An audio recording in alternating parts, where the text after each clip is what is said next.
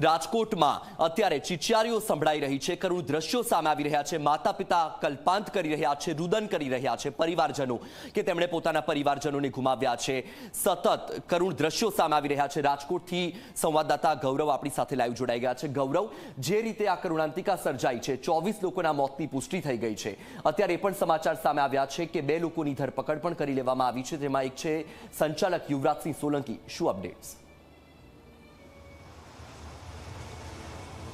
વત્સલ, આજનો દિવસ ગુજરાત માટે કાળો દિવસ એટલા માટે બની ચૂક્યો કારણ કે રાજકોટનું ટીઆરપી ગેમ ઝોન છે તેની અંદર 24 જિંદગીઓ છે તે આ આગની લપટોની અંદર હોમાઈ ચૂકી છે।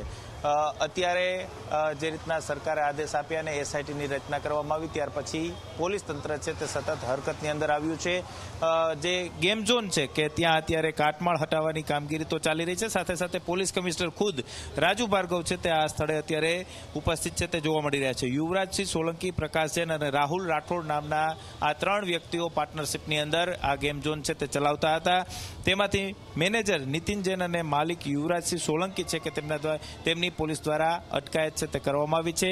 સત્તાવાર રીતે રાત્રે 11:30 જિલ્લા કલેક્ટર છે તે વધુ માહિતી આપવાના છે, પરંતુ હાલની જે સ્થિતિ છે તે મુજબ 24 જેટલા મૃતદેહો છે તે અત્યારે સિવિલ હોસ્પિટલ ખાતે પીએમ માટે પહોંચી ચૂક્યા છે અને હજુ પણ જે કાટમાળ હટાવવાની કામગીરી ચલાવવામાં આવી રહી છે તેની અંદર જો કોઈ વ્યક્તિઓ ફસાયા હોય તો તેમના મૃતદેહ બહાર કાઢી અને સિવિલ હોસ્પિટલ ખાતે ખસેડવામાં આવશે। આ જે સમગ્ર ઘટના બની છે તેની અંદર માત્ર રાજકોટ નહીં, ધોરાજી, ઉપલેટા, ગોંડલ તમામ જે સ્થળો છે કે ત્યાંથી લોકો આવતા હતા અને આજે બપોરે પણ મોટી સંખ્યામાં લોકોની એન્ટ્રી છે તે અહીંના રજિસ્ટરની અંદર કરવામાં આવી હતી। જે 2 લોકોની અટકાયત કરવામાં આવી છે તેમાં યુવરાજસિંહ સોલંકી નામનું જે વ્યક્તિ છે કે જે ગેમ ઝોનનો માલિક છે તેમની પણ અટકાયત છે તે કરવામાં આવી છે। અહીં પોલીસ અધિકારીઓ છે તેઓ સતત આ જે ઘટના બની છે તે ઘટનામાં કોણ જવાબદાર છે, સાથે જ જે લોકોના જે બાળકોના મોત થયા છે તેને લઈને તેમના પરિવારજનોને સાંત્વના તો આપવામાં આવે છે, પરંતુ ક્યાંક આ જે ગંભીર ઘટના બની છે ગંભીર ઘટનાના